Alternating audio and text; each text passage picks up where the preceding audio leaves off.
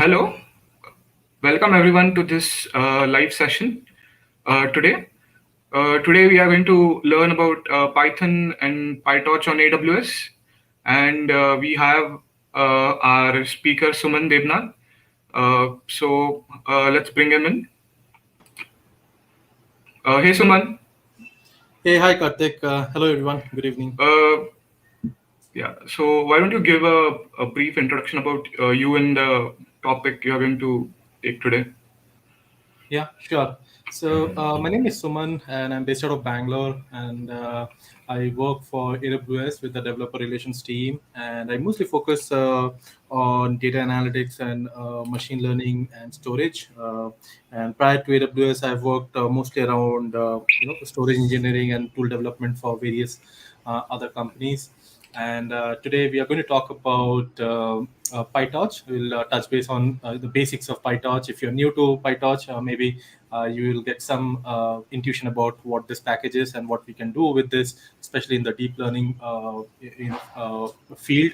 And also, we will try to learn something around how you can do all of this on AWS. And I'm going to share a few of the demos towards the end if time permits, or else I'll share the notebooks with you all, where we will try to use one of the NLP technique to solve some interesting problem.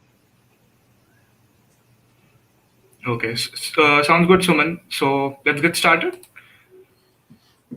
Okay, sure. So I guess you can see my screen. Yes, Suman. Okay, perfect. Thank you. Thanks. So what we are going to do today is, I don't have any slides as such because it's a Friday evening and no one wants to look at slides. So what we are going to do is we'll try to learn a few of the basics of PyTorch, and then we will move on to Amazon SageMaker, and we will try to build something there. Okay, so on using PyTorch. But before that, I want to set the stage so that we all on the same place. And if you have worked on PyTorch, then few of the things in the first 20 minutes may be little dry because you will know all of that. But I just want to share a few of the things for people who are new to PyTorch. Okay, so before we get started, we at AWS, we have various other services when it comes to machine learning, right? So you might have seen people using services like AI services like recognition or comprehend and so on and so forth, which are basically an API based service. So to give you an example, if you logged into the AWS console, you will see something like this, and if you just scroll down, uh, you will see all services, and inside that all services we have categorized all the different services under different categories. And if you look at machine learning, which is in this part, all these services except this Amazon SageMaker, all the services are basically are AI API based services. So what that means is you don't have to write any code to build or train a model. So everything is done by AWS, and all you have to do is you just have to do the inference. So let's say if you go to let's take an example. Let's say comprehend. Okay, so if you open comprehend, and this is one of the one of the service that we have for natural language processing kind of problems. And if you come here, and you don't have to train any model, nothing, right? So all you have to do is you just have to give some text, and just click on analyze. So we are doing this in the UI, but the same holds true if you want to run this through an API call. So it would be just one line of code, or it's just a one CLI command.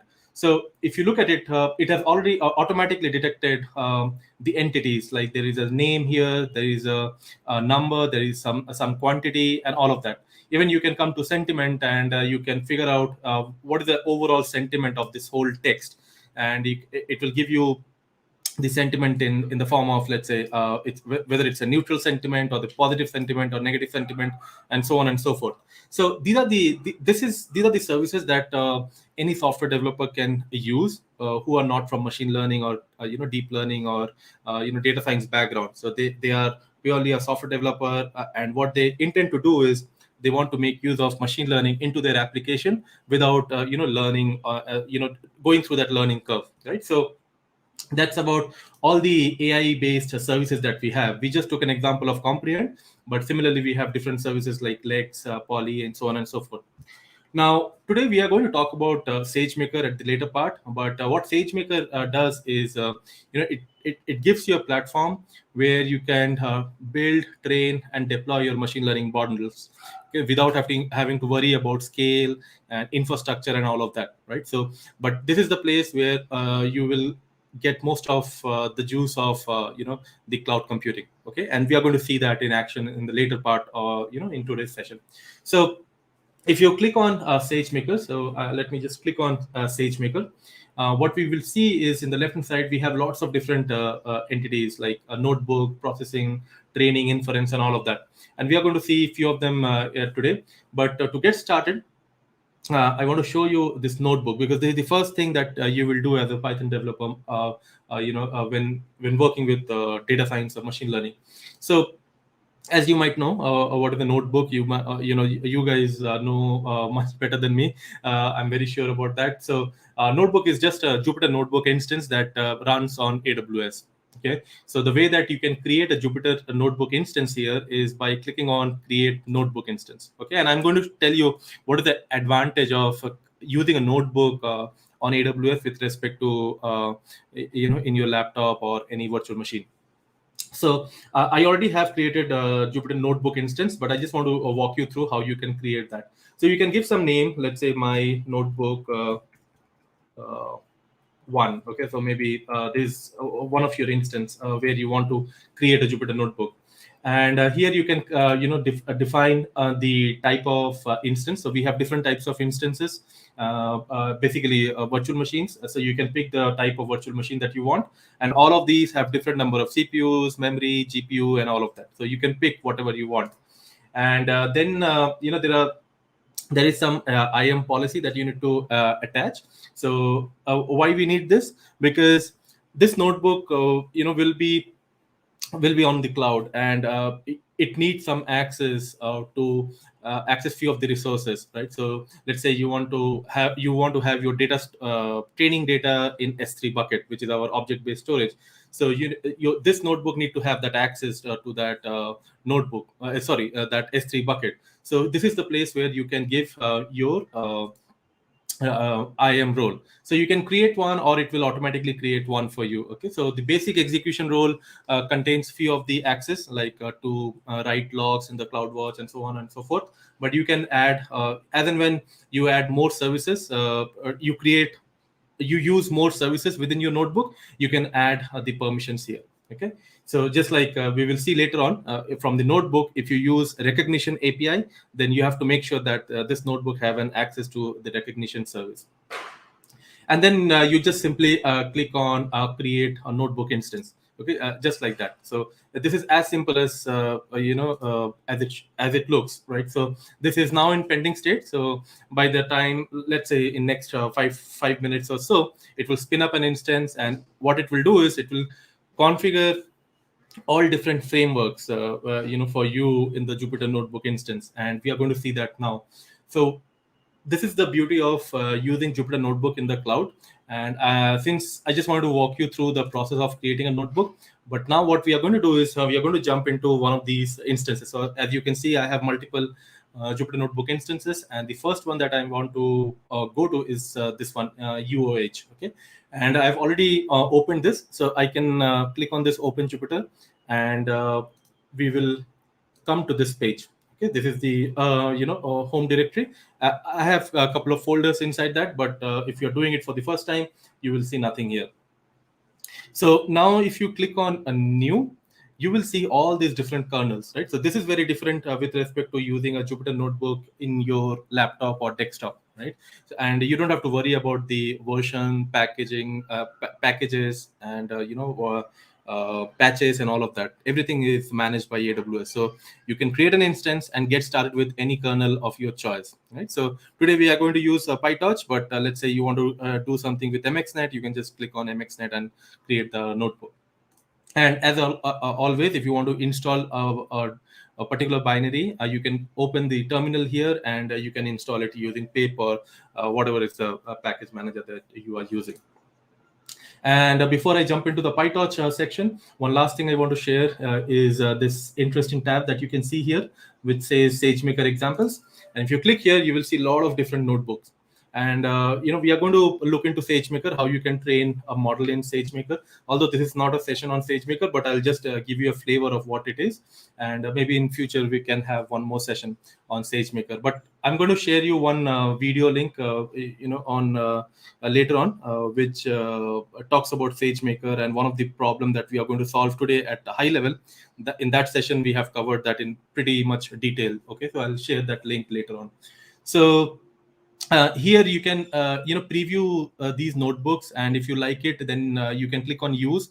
And what it would do is it will copy that notebook into your present working directory, and then you can edit it, you can make use of it, you can change whatever you want, and everything is ready made, so you don't have to write anything from scratch. So this is the best place to learn SageMaker if you are getting started. Okay, so it has different segments, as you can see, like introduction to Amazon algorithms. These are the here you will find the algorithms which are implemented by Amazon, which is kind of a fine-tuned with respect to performance and scale. So we have different algorithms like XGBoost, then word to vec, so on. There are a lot of algorithms you can see here, like image classification, k nearest neighbor. So you can pick the one that you are interested in. Okay, so now let's go back to the topic. So at any point in time, if you have any questions, feel free to ping me now in the chat, or maybe later on over LinkedIn or wherever you feel like. I'll be happy to help you. Okay, so now let's click on this PyTorch AWS. This is the folder that I have, and we'll be working on with this notebook, okay, which I have opened it in the separate tab. But I've also have another notebook which I'll share it with you. Everything I'll share with you in the GitHub repo. You can play around if you are getting started. Okay, so let's open this notebook, and let's go over what PyTorch is, and what are the basic constructs. Okay, so the first thing is, I was going through one of the class of Professor Mitesh from IIT Madras, a beautiful class. If you want to take that course, I would highly recommend you to take that course. It's on deep learning from IIT Madras, conducted by 1/4 Lab. So this is the notebook that I got from them, and I just thought to walk you through the same one. Although I've made some changes, but I think this is a good place to get started. So thanks to the wonderful professors and the faculties there, okay, and the TAs. So uh, so first thing what we need to do is you need to install PyTorch. But since we are in cloud and we are using SageMaker notebook, what I have done is I've simply came here and clicked on Conda PyTorch P36, that 3.6 version, right? So this is the beauty of SageMaker, Jupyter Notebook. So I don't have to install it, but if you are using it in your laptop, you need to first install PyTorch. Okay, so what is PyTorch? PyTorch is a framework and library, a package rather, what we have. It's an open source package what we have for deep learning, solving problems for deep learning. Like if you are running with any neural network problem, solving some problem using neural network or convolutional neural network, and all of that, PyTorch is one of the models that you can use. It's kind of similar to what TensorFlow we have from Google, but PyTorch has kicked in pretty much nicely in last couple of years. And I guess it started by Facebook, and there's a lot of traction to PyTorch. And one of the reasons that I like PyTorch with respect to TensorFlow is because it's very Pythonic in nature, and you can, once you start working on this, you will see you don't have to have a steep learning curve, because it's most of the things are very Pythonic. The methods that you can run in a standard data structure in Python, it works with the tensors here as well, or other objects as well. Okay, so Hey, Suman. yeah. Sorry to interrupt you. Could you please zoom in a little bit your browser? It's not visible to viewers. Okay, is it perfect now? Yeah, Is it better? perfect. Okay, thanks. Okay, so now what we have to do is first we need to import once we have, because we have PyTorch installed, we can just import it using import torch, and we are importing NumPy and matplotlib is not needed but it's just like copy paste, and although with this library we are not going to use it, so let me delete that. So we are just importing this, and then the first thing that we we need to know when we are getting started with deep learning or with PyTorch or TensorFlow is the object called tensors, or the data structure or data type of tensors. So what is a tensor? So if you look at it, when you think about a scalar, we have numbers, right? Let's say if I have a equal to 10, so this is a scalar, right? And if I have a equal to, let's say, an array of numbers, right? So let's say 10, 20, and 30. So this is, you can think of it as a vector, right? So whenever we have a one-dimensional data, that we can call it as a vector, and zero dimension or a scalar, that is a number. But whenever we have anything beyond this, like 4D or 5D or 6D or 100D, that is what we call as tensors. That is an abstract level definition. So basically, if I guess I have this notebook open. Yeah, so if you look at this, when you talk about scalar, it's basically a number, right? And when we talk about vectors, it's a one-dimensional vector. That's what we call it as a first-order tensor. And it can be just like this, maybe a row vector or a column vector, doesn't matter the way that you define it. And then when you have a 2D array, we can think of it as a matrix. And what tensor is, anything above 3D and above, we can think of it as a tensor. Although you can create a 4D matrix as well with a nested, nested matrices. But in general, this is what the tensors are about. Anything above the second order tensors. Okay, so that is as per the definition. But apart from this, tensor has a very nice property which we are going to see little later. But it can relate to tensors and have some metadata in information about them, and we are going to see that when we with an example later on. Then it will make more sense to what we mean by having relationships. Okay, so the way that you can initialize tensors are, there are various different ways, but let's see a few of them, right? So let's say you want to create a tensor with this dimension 3 by 2, that means 3 rows and 2 columns, and we want to fill it with 1. And the way that you can do this is by using this method once. Similarly, zeros will create all the numbers as zeros, and then rand is, it will just generate some random number, right? So if I just run this, you will see these tensors. Okay, and if, let's say, if you want to create a tensor without any real data, you can just create an empty, you can use the empty method and give the shape of the tensor, and it will just create that tensor for you. Okay, so let me just run this, and let me just comment this. So as you can see, it is creating an empty tensor, and every time you run it, you may get some random numbers, because these are uninitialized numbers. So the way that you can think of it is, there are a lot of times in the code you may like to have a placeholder, and without having without knowing the data itself, right? But you want to have a placeholder, just like allocating the memory beforehand, something like that. Although we don't use this because it is not a memory efficient task, but if you want to create that, where you know the shape of the tensor, you can do this using empty. Okay, and a lot of times you may have to do something like this. So let's say you have a tensor whose size you don't know, but you want to create another tensor with the same size of that tensor. Okay, so let's say here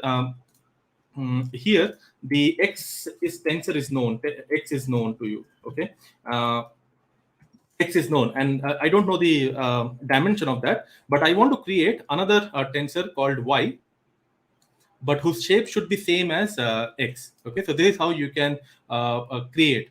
And the moment you create a tensor, you need to give some data, right? So what data that it should have? So we are using ones like. That means it will create the tensor with the same shape of x, but the data that it will have is all ones. Okay, so I guess there is another function called, let me try this, torch one like zeros or something. Okay, it's just have zero. Okay, yeah. So zero like is also there. So if you now run this, it will create the same, similar tensor of the same shape of x, but the data will be filled with zeros. Okay, so one important thing to know is whenever you are working with deep learning or PyTorch or TensorFlow for that matter, is the shape of the tensor.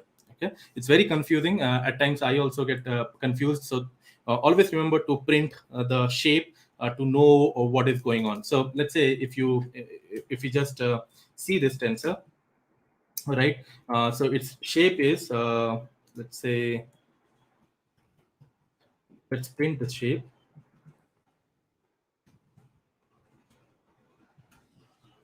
So shape is 2, 3, 2. That means it has 3 rows and 2 columns. So here it is little simple because we are not doing anything fancy here. But let's say we yeah. So let's say we create a tensor like this. Okay. So let's say like this. Okay. And now if you see the shape is 3, you will have 3 elements. So the way that you can read this is the way that I remember. It's you cannot visualize this or read this that easily, but the way that I do it is I read from extreme right hand side. So I always read from here. So if you look at these two numbers, it says that it should have 2 columns and 1 row, right? So that is what we have, right? In the innermost element, the innermost element is having, so the most inner element is 1, right? So in the square bracket you will have 1, and then if you go towards left hand side from the end, you will find 2. So here 2 comma 1, so that means you will have 2 rows, right, and 1 column, right? So similarly, now if you see 3, that means the same element you will find 3 times. So the way that you can put it in paper, and then you can try it out, by giving different by creating tensors of different size. Before you hit enter in the Jupyter notebook, try to visualize what type of data that you would expect, and that is the best way to see how tensors work. Okay, so just a call out that shape is very important. Okay, so the next thing is what we can do is we can also create a tensor with a linspace. So what linspace does is basically you give a start and give an end, and you can define the step size. And what it will create is it will create a tensor with multiple numbers, which depending on the step size that you have given here, starting from the initial number to the end number. So if you see, it's basically kind of you are dividing a range into number of steps that you define here, right? So if you see here, if I give a 10, so it will create a tensor of 10 numbers starting from 0 to 1 with equal space, right? So that's what linspace is about. Okay, so and also you can always define a tensor like by giving in a matrix. So that's also there, right? So these are few of the ways that you can create a tensor. We will later on see how you can create a tensor from a NumPy array. But these are the few of the things that you might need to get started with tensors. Now that we have the tensors, the second thing that we need to do is how we can read data from this tensor, right? So one way to read the data is using these indexes, and this is very much similar to how you will read data from a multidimensional array or a list in Python. And that's why I mentioned initially that PyTorch is very Pythonic in nature. You don't have to learn about fancy indexing specific to Tensor or PyTorch, right? So if you know Python, you have worked with on list and NumPy maybe, then this would be very easy for you. Okay, so here what we are saying is we have defined a tensor x, and what we want is we want column. So the moment we see column, that means that all the rows.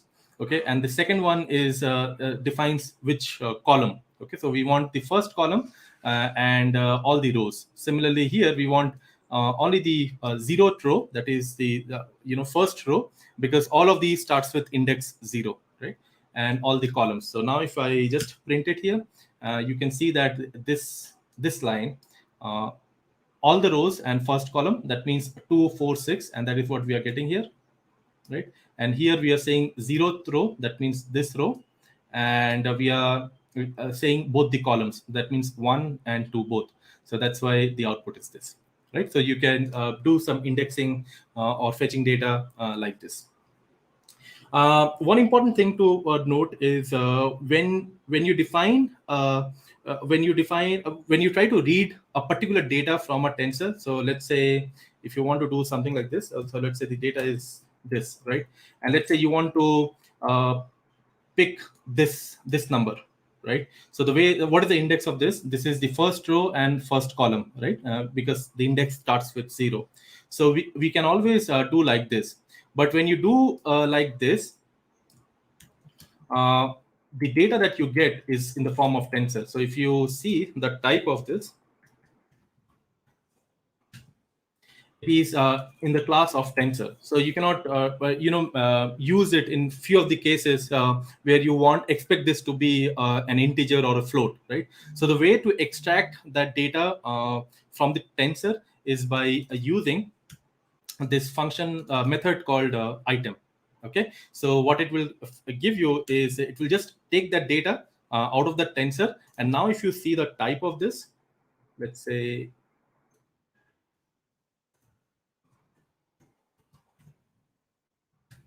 if you, oh, it doesn't have any type.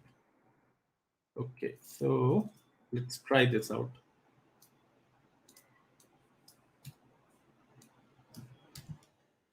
So let's say,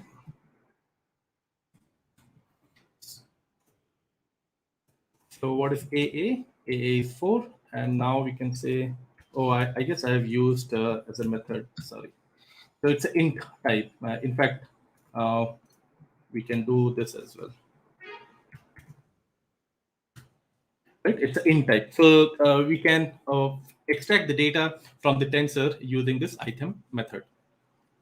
Now, the next thing that we need to learn is about how you can reshape your tensor. So a lot of times you might have to flatten the tensor, or you want to change the, you want to have the same data, but maybe you want to reshape that data, right? So how we can do this? So let's say we have this x, and if we just want to print this, so x contains the 6 numbers, but now it has 3 rows and 2 columns. But let's say I want to change it to 2 rows and 3 columns, right? So the way that you can do it is using view. Okay, so this is just a, it will just create a view representation of the same data, but in a different dimension. So now if I just hit enter, you will see that it has 2 rows and 3 columns. Okay, so now one thing to know here is you cannot just give any arbitrary number. So let's say I cannot give something like this, 2 rows and 6 columns. That means we need to have at least 12 data point, right? But the total number of data point is just 6, right? So this should throw an error, and it will say that 2,6 is an invalid input of size 6, right? So you need to always make sure that whatever you give here is a multiple, is the exact same number of the total number of element that you are actually extracting data from. Okay, so that's about how you can reshape. Now there is one more trick. If you want to, you can also define one of the entity, like either a row or a column, and let's say you don't know how many. So the way that it works is something like this. So here you have 6 elements, right? Now let's say I want this data to be converted into 6 rows. Now when you think about it, 6 rows means the number of columns should be 1, right? So you can you can just ignore that number of columns and you can give -1 and it will automatically calculate the number of columns. Okay, so let's run this. And if you see this, it has already automatically calculated that, okay, if I have to convert this X data into 6 rows, then the number of column should be 1, right, in each of these element, right? So if you just give 2 here, it will automatically calculate that -1. That means that I don't know how many columns, but you calculate. You are telling PyTorch to you calculate, but what I can give you is number of rows. So the number of rows is 2, and automatically it has calculated the number of columns because the total number of elements is 6. So 6 divided by 2 is 3. So that's why it has created 3 columns automatically. So this is something that you can do as well. So same holds true for the rows. So if you do something like this, it can calculate the number of rows as well. Okay. So that's about reshaping of tensors. So now comes a little bit, on the operational or arithmetic operations that we can do with tensors. So here we are creating some tensors with the ones, and then we are doing some addition, then we are doing some subtraction, and then we are doing some multiplication. So all these operations are element-wise operations. So you don't have to, it's just like if you have used a NumPy, it works exactly in the same way that NumPy works. So this also you can make a use of. Now here comes the fun part. You can, if you want to add, do some addition, like here, if you see here, the way that we did the addition is explicitly saying x plus y, but you can also add some with a method called and this method is available with all the tensors. So you can do y dot add, and then in bracket you can give the tensor which you want to add it to, right? So now if you see here, you can see that my z tensor is now 2 2 2 2, right? Because my y is also 1 and x is also 1, right? If I, what if y and x? Yes, y and x both are all ones, right? So now the z got z is nothing but, this is nothing but y plus x. Okay, so this is what you can do with the add method. In fact, you can also do something like this. You can do y dot add. I guess there is a method called x underscore. And if you do this, what happens is, you see y now got updated as well. So in this case, when you do this, so if I just run this cell again, and if I run this cell again, if you see here, the z got updated with 2 because it's 1 plus 1, right? But y did not get updated, right? Because the y was 1 and it was still 1. But the moment you do something like this, so let's say if you do something like this, what happens is your y also gets updated and your z also gets updated.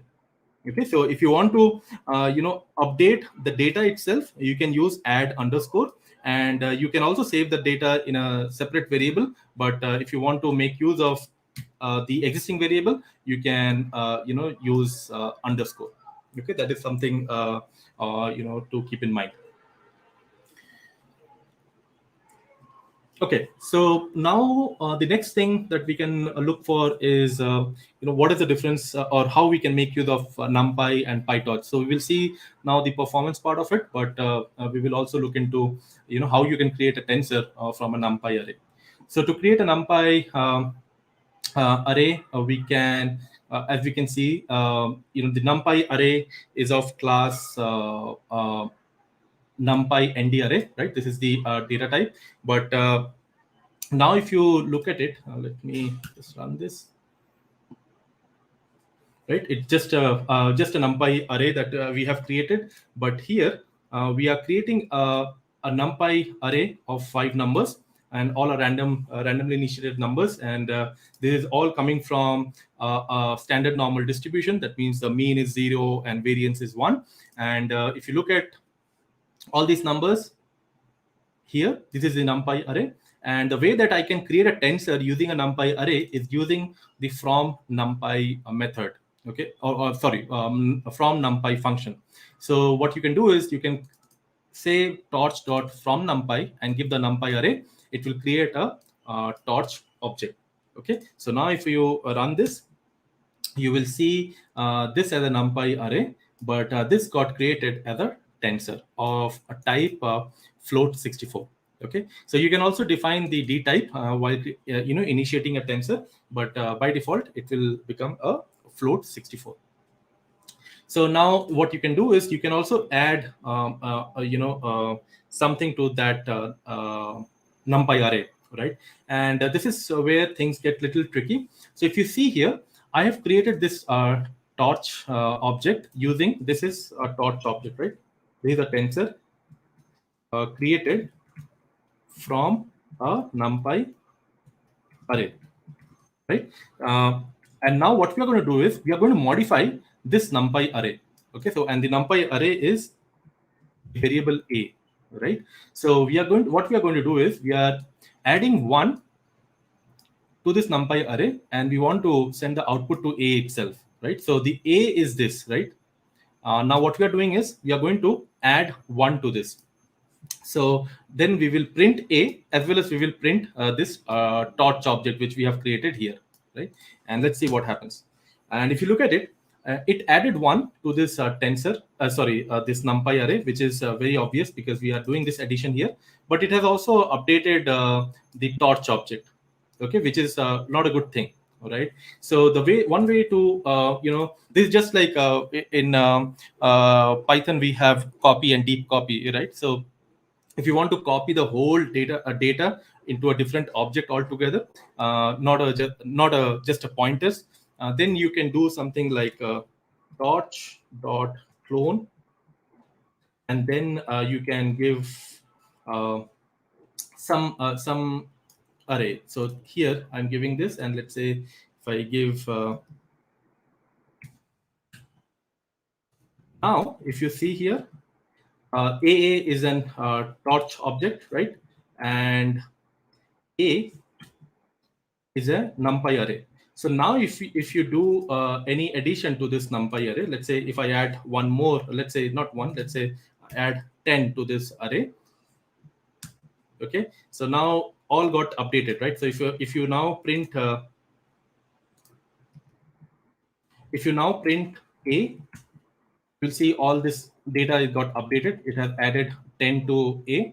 But now if you see AA, which we created using clone, it is still having the old numbers, right? So this is something that you can make use of when you really want a different set of data, the torch to point to different data altogether.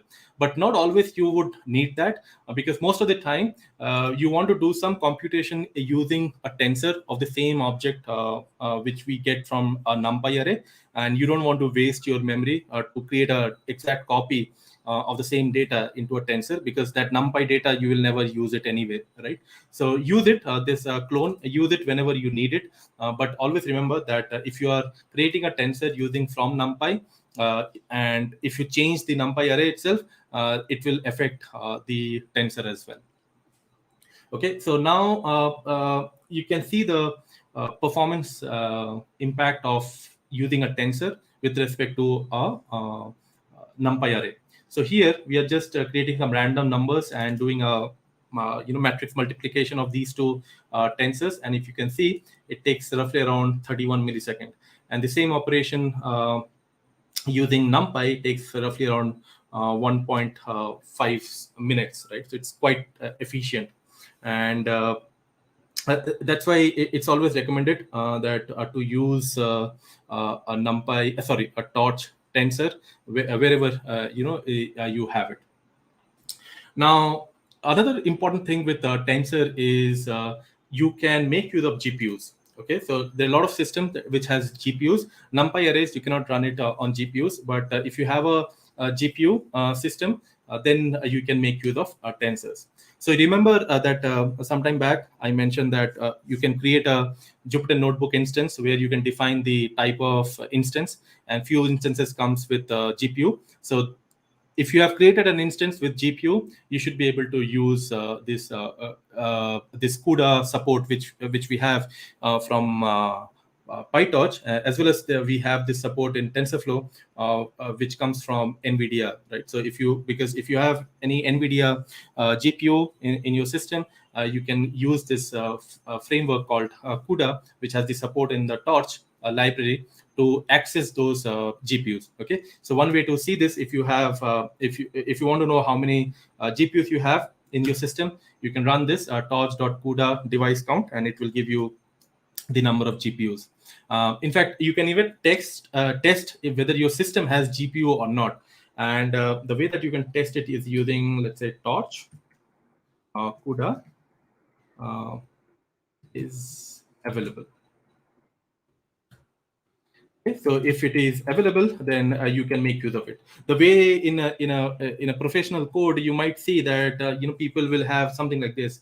If this, then define something. Okay, so define something with GPU. Okay, and else it will have something else, right? So the way that we will see now, if you have a CUDA device, then the way that you define the torch or tensors are using the CUDA device, because you cannot have an operation between two objects where one object is created on GPU and one object created on CPU. You cannot do that. So you need to make sure that both are in the same processor, either in CPU or GPU.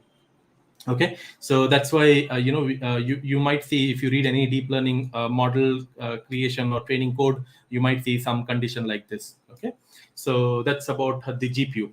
Now, how you can create a tensor using on the GPU? The way that you can create is like this. Okay, so previously we were saying torch.1, then just the dimension, right? But now you have to define device equal to CUDA 0. And what is this CUDA 0? We can first, we know that how many devices that we have, so it's 1, right? So when you see that the number of devices is 1, then the first device that gets the numbering is always 0, right? So let's say the output was a 2. Okay, that means it has 2 GPUs, and you wanted to create a tensor on the second GPU. In that case, you would have written something like this: CUDA:1. Okay, so this is how you can define a tensor on a GPU. But before that, you have to create a CUDA object. And the way that you can do this is using torch.device and then the device name. Okay, and this device name you can know once you run this device count. And also, I just missed this part. You can also see, what type of device, what type of GPU you have using this get device name method, and you can give the, the index, and it will tell you, what type of GPU that you have. If you have multiple GPUs, you can give the different device names to get the GPU that you have in your system. So now, if you see, I've created 2 tensors. Both are on GPUs. And now I've created a third variable, C, which is an addition of A and B. And now if I print, you see that there is an extra parameter. It is showing device equal to CUDA 0. When we did this without CUDA device, it doesn't show anything. But when you do anything with GPU, it will tell you the device itself. Now, if you see, now if I just create some other device, let's say A equal to torch.1, and let's say 3,2. Okay, so now what this A is, it's not in GPU, right? It's not in GPU. Now, if you do C equal to A plus B, it will fail, because it will say that expected device a CPU, but got a CUDA device, right? So you cannot do cross device any operation. So we need to just keep this in mind, that where we are declaring the variables. So now we can do some performance evaluation with respect to GPU and CPUs. So now this is running using NumPy and CPU, because NumPy anyway cannot be run on GPUs. So this operation, we are just doing an addition. It's taking an 1.5 minutes, but with the Torch and CPU itself, we are still not using GPU. Okay, it is taking around 20 milliseconds. Now with GPU and Torch, the same operation is now getting executed within 7 milliseconds or microseconds, right? So this is the value of using running anything in GPU, right? So you can always make use of GPU whenever you have. Similarly, we can do another operation. This time, it's previously we did addition. Here we are doing a matrix multiplication, which is a more computational specific operation. And here we can see that it's taking with the NumPy array, it's taking 3 minutes 50 seconds roughly around, and with Torch and CPU, just using PyTorch, a Torch tensor, it is getting executed in 1 minute 24 seconds. So it is still significantly faster, but with GPU, it is around 260 microseconds, right? So it's pretty fast. All right. So last thing that we wanted to show you is, if you remember, we started off with the story that tensor contains some property, right? When we have multiple tensors doing some operation, and that is what is being used in deep learning, right? So before I show you this, I want to quickly for guys who are into deep learning, you don't have to I don't think it will be of any use, but just to give you some context. So in deep learning, what happens is you have some input data, right?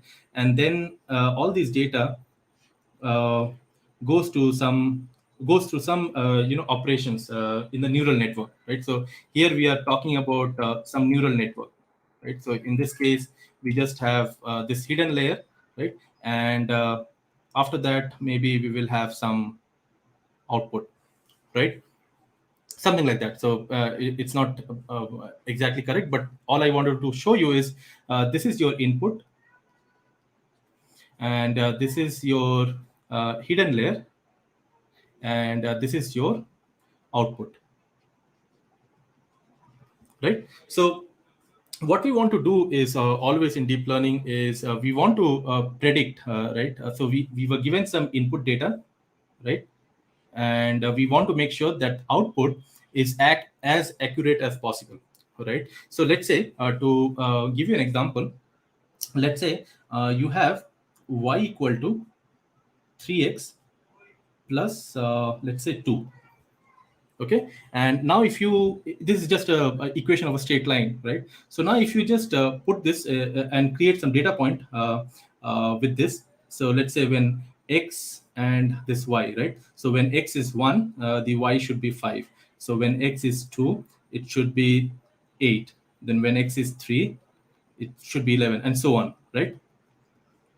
This is how this function will work, right? So now if you look at this, let's say you don't know this function. Okay, you have no view about this whole function. Okay, but that means this is all hidden. Okay, you have no clue about this, but you were given this whole function, this data set.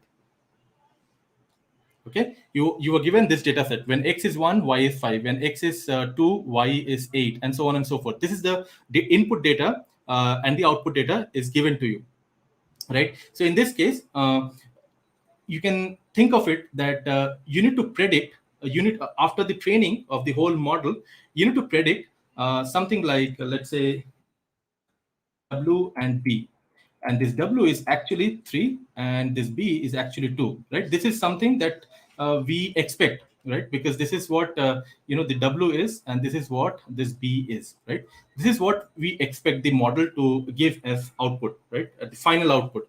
But that is not that doesn't happen initially, because initially we don't know what is w, what is b, and we keep on training them, right? We keep on give all this input and check the output from the neural network, and then based on some loss function, what we do is we edit, we go backwards and try to modify the weights and biases so that we get closer and closer to this output, right? So now what happens is in deep learning, what we tend to do is we try to always try to minimize the loss, All right. So in the previous example, we want to create W and B, right? Although we knew that W was 3 and B was 2, this is something that we know because we have just created the data set like that. But initially, the W might be 500 and B might be, let's say, minus 100, right?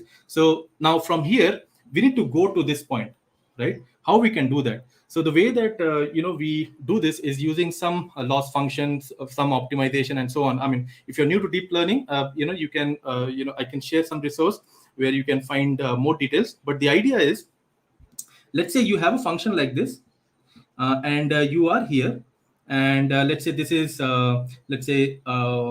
something like, let's say in this function the minimum is here, right? So let's say from this point, and this point is, let's say, is 2, right? And this point is, let's say, 5. So I want this point to come down to this point. Okay, so now how we can do this? So the way that you can do this is, you have to come reduce this value, come gradually, you have to come to this point.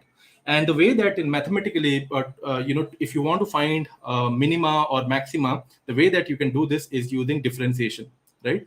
So in PyTorch, what happens is, when you have a function, when you do some operation, keep on doing some operation, and at the end, when you have to back propagate, you can differentiate and you can update the weights automatically using PyTorch. Okay, and that is what we are going to see now. So if you look at it, uh, here, we are creating a torch tensor, and we are saying required grad. That means this is a gradient. So the thing that we have just discussed when we shown the curve, and when we do the differentiation of the output with respect to the some variable, that is what we call it as gradient. Okay, so what happens is, the moment you define this, PyTorch automatically knows that, okay, this variable is created with a gradient turned on. That means any operation that happens on X in future, I will make sure that I keep a track of that. Okay. So similarly, if you see here, now I'm saying y equal to X plus 5. Okay. So now X was all 1. So Y became all 6, right? And if you print Y, you will see that it's add backward 0. So this will give you an intuition that this is also getting tracked, because the way that you started is using a required grad true.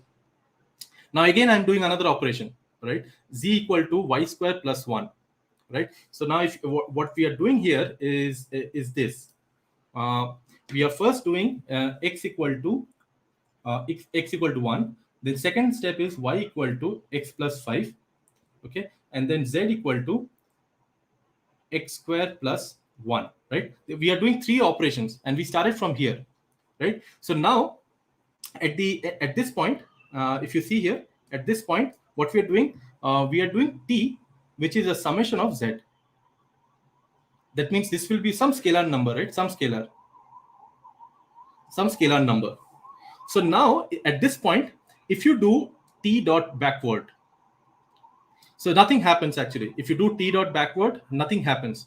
But if you, I'll just clean this screen now. If you see t now, it just says 222, which is nothing but the summation of all these 6 numbers, right? But now if you see x grad, you will see 12. Okay, so x grad is nothing but the partial derivative of t with respect to x. Okay, so now if you just do some maths later on, I will share this notebook. If you see this, you will find that what is the rationale behind this 12?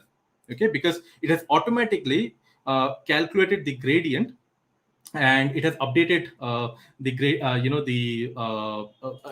it has updated this partial derivatives. Okay, and this is the beauty of tensors or PyTorch, where it can not only create a data structure for you to store numbers in a much more efficient way, but also it contains a lot of property when you do some computational task in a chain way, and then you do some backward propagation, and it can do the partial derivative and update the weights and biases. Okay, so that's about this autograd functionality.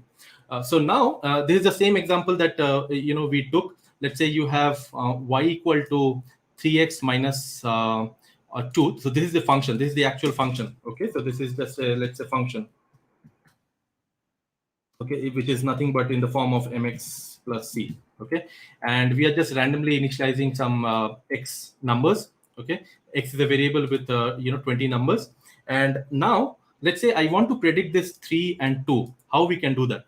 So let's say I randomly initialize a w and b with a number 1.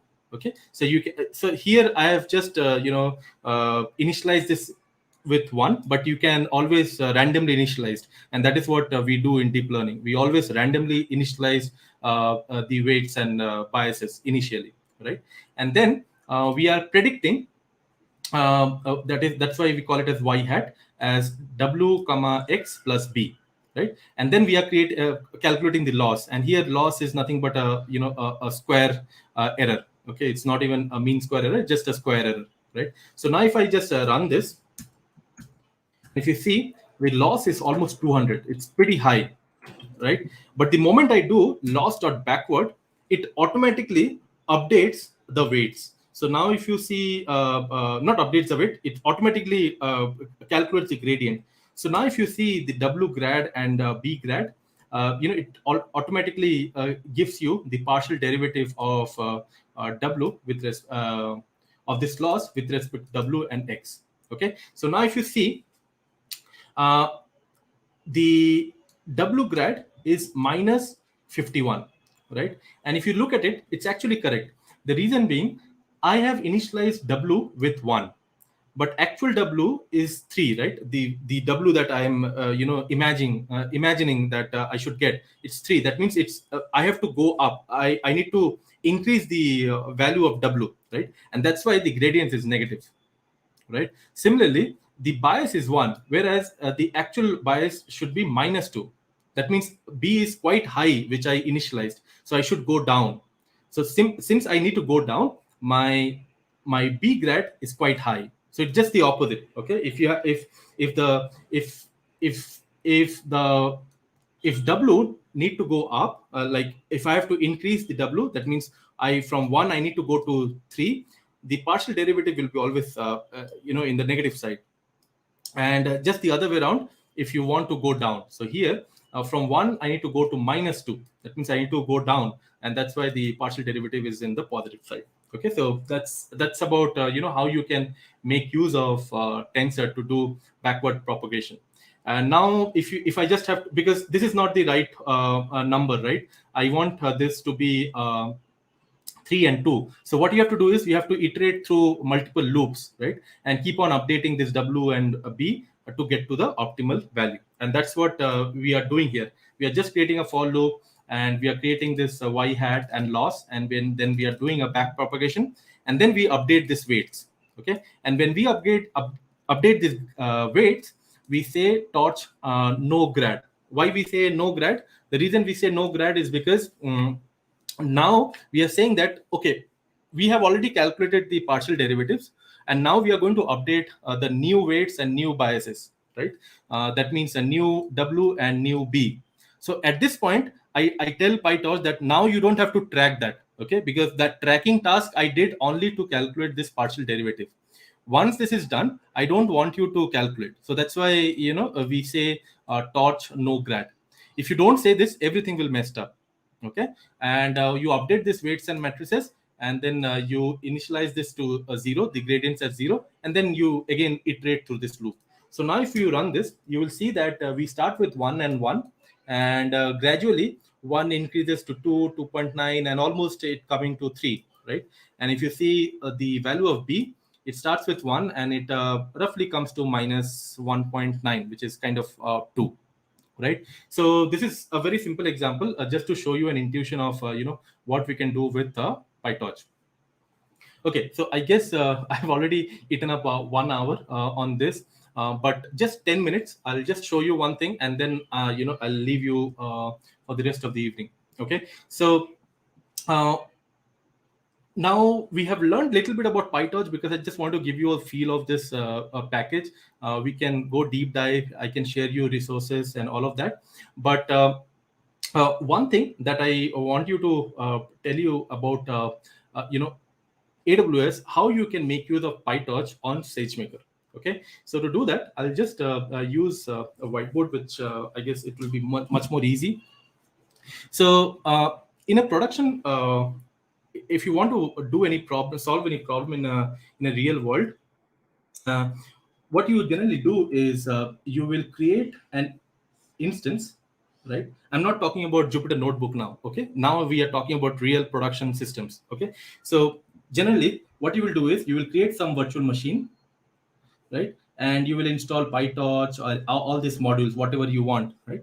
And then you will write your code. You will write your code, and then you will pass on some training data, right? And let's say this is your training data, and once the training is done, you will have some model artifacts, right? And then this model, you need to deploy it again into some machine, right? Because the model is now ready. Now you have to deploy that. So again, you have to create another virtual machine, and you have to deploy that. And not only this, after this, you have to deploy with some endpoint, right? So you may have to create an HTTP endpoint and so on, right? So there are different ways that it depends upon what is the application and how you want to deploy. And similarly, now let's say your training data is significantly larger, and in that case, one VM may not help. So in that case, you have to create another machine, and you have to create another machine depending on the task that you have. And again, you have to write some code, because now that you have multiple machines, you cannot give the same way. You cannot do the training, because you need to make sure the training happens in a nice distributed fashion. So you have to maybe you have to write some code outside this to make sure that the data is equally distributed, or whatever the way that you want to define your parallel training, right? All of this you have to do. Now with SageMaker, what happens is you don't have to do any of this. What you do is something like this. So in SageMaker, so let's say this is your Jupyter notebook. Okay, so what you can do is in SageMaker, let's say you want to do a training using PyTorch. So you can create an estimator object. You can create an estimator object, which comes with our SageMaker SDK, and in that you can say that this object is nothing but a PyTorch object. Okay, that's all. And then you can define the number of instances that you want. So let's say I want this to be I want this training to happen in 10 instances. You can define that. You can define the type of instance with GPU, CPU, whatever. Okay, and you can define some custom code. So let's say you have written some code, you can define some custom code. Okay, and there are different hyperparameters and all of that you can give. All of this you can write it in your Jupyter notebook. That's all. Okay, and now comes the training data. So where should be the training data? So training data should be always in some storage, right? So you can use S3 bucket, right, which is our object-based storage, and you can say that this is you can tell this estimator that this is your training data. Okay. Now, once you do that, you can simply run a method called fit, just like how we do in any machine learning package. Now, what will happen is SageMaker will go to ECR. Okay, so what is ECR? ECR is an elastic container repository, which is kind of you can think of it as a Docker hub.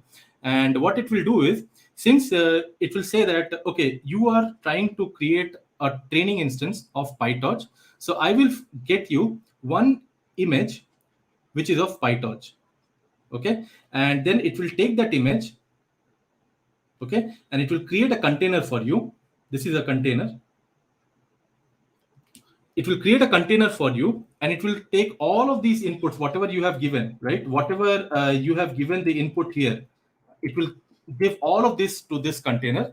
Also, it will pass on all the data that you have provided, that the path of this training data you have provided to this container, and it will start the training. So the training is not happening here. Training is not happening in this Jupyter notebook. Okay, training is happening here in this container. And let's say this container runs for, let's say, 2 days. Let's say I'm just taking an extreme example, 2 days. Once this training is over, it will have some model artifacts, right? If you remember in the last section, the once this training is over, you need to deploy this, right? Similarly, let me go back to this previous page. Yeah. So once this training is over, it will save the data into some S3 bucket. And you can define that S3 bucket, which bucket it should save. So this will be your model artifacts. This would be your model artifacts, all the data about this model. And the moment this data is saved in this S3, it will destroy this container. That means you will be charged only for these amount of time till the training happened, okay, or the training runs. And next, similarly, once this training is over, once you run this fit method, then you can deploy it using a simple command called deploy. The moment you say deploy, you can also define what type of instance you want to deploy. You can define the instance type. And the moment you define an instance type, it will again go to this ECR, and it will try to find out, not ECR, it will just, because in ECR we will have all PyTorch and other type of instances, but it will try to get one container again from the repository of the type that you defined here, right?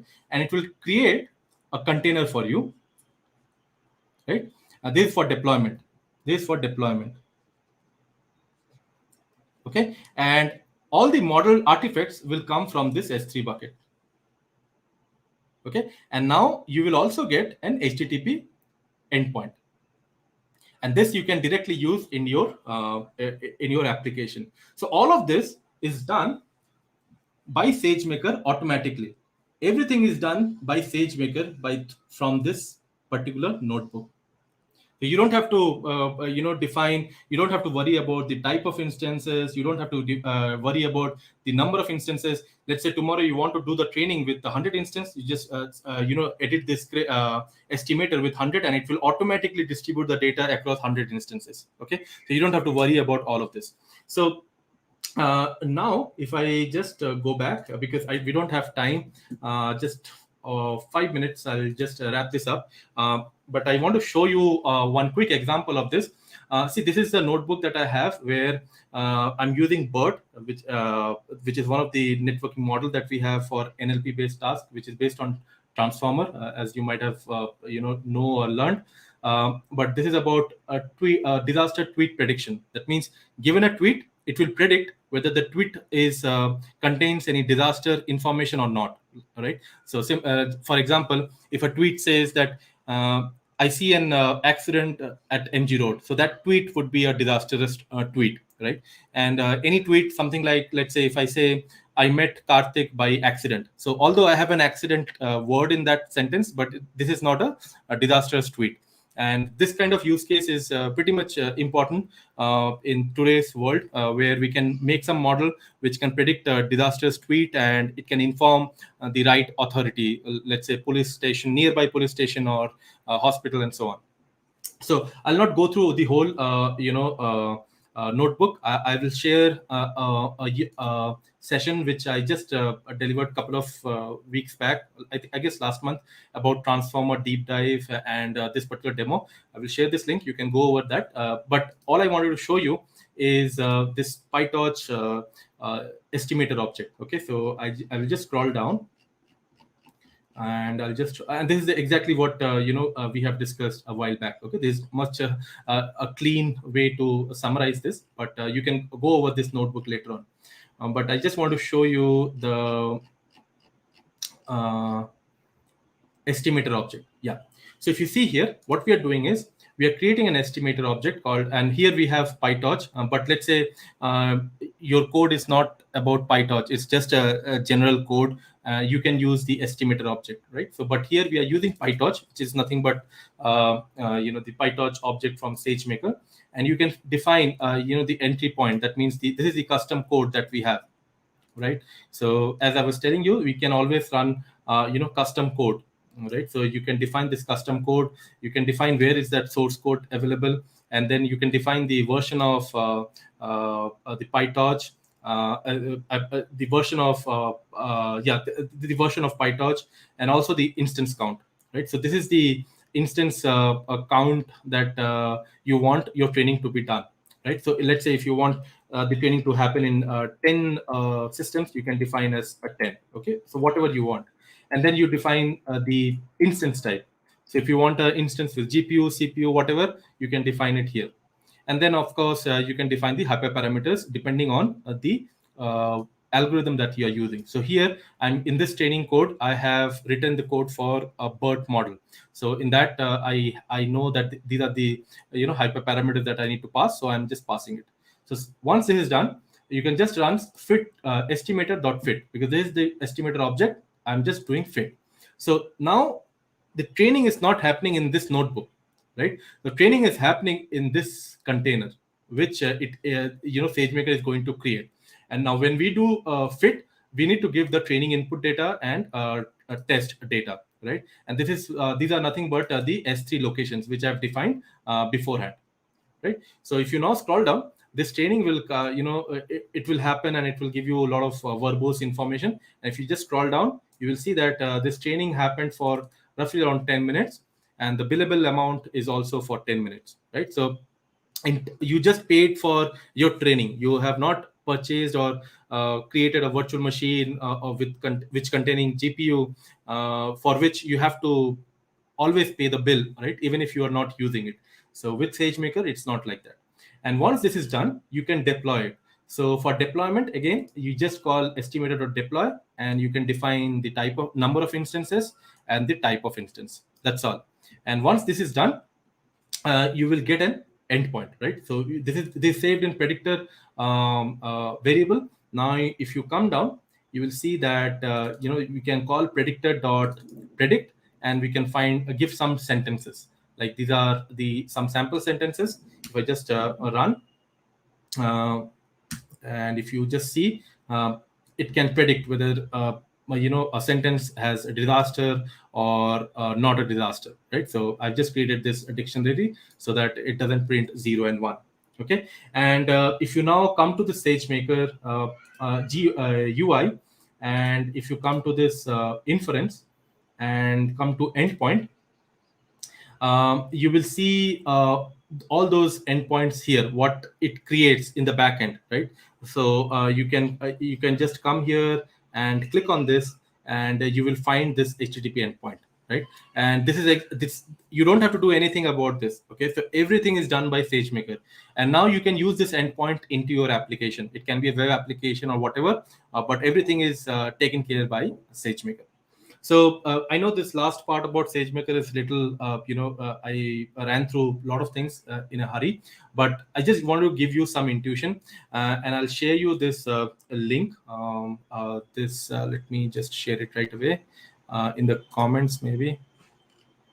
How I can share? I'll just share it in a personal comment. Maybe Karthik can share it. So that's about it. If you have any questions, feel free to ping me. I'll be more than happy to share some insights about a few of the details. Yeah, back to you, Karthik. Well, the session was really amazing, Suman. There are a couple of people who really loved the session. Thank you so much for joining us today, all of you, and also Suman. Sure, thank you So, so much. yeah, that's it. Thank you, everyone. Thanks, bye.